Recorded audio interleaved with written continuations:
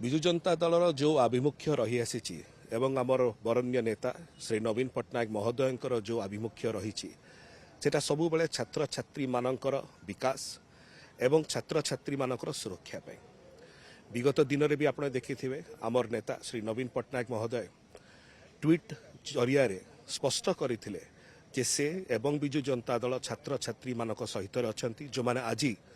दिल्ली रे जो प्रकार भाव में तांकर संघर्ष रे से माने लागी रही न्याय पाई गतकाली जहाँ घटिला दिल्ली रे सेथिरे विजु जनता दल एवं आमर नेता श्री नवीन पट्टनायक महोदय अत्यंत दुखित सबु बेले गणतांत्रिक व्यवस्था मध्य चर्चा आलोचनार जगह थाए किंतु सही जगह छात्र छात्री मानक ऊपर जो प्रकार भाव में बर्बरचित आक्रमण करागला ता अत्यंत निंदनीय दुखद विजु जनता दल यह घोर भाव में निंदा करुचु एवं आशा करुचु जे छात्र छात्री मानकर जो न्याय्य दाबी रही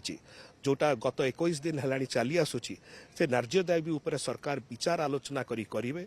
आमर नेता श्री नवीन पट्टनायक महोदय माध्यम विजु जनता दल माध्यम तांकु रिप्रेजेंट करके आम यही विषय रखा चाहूँ जे छात्र छात्री माने भारत वर्षर फ्यूचर एवं तांकर विकास एवं तांकर सुरक्षा सर्वोच्च रहिबा दरकार।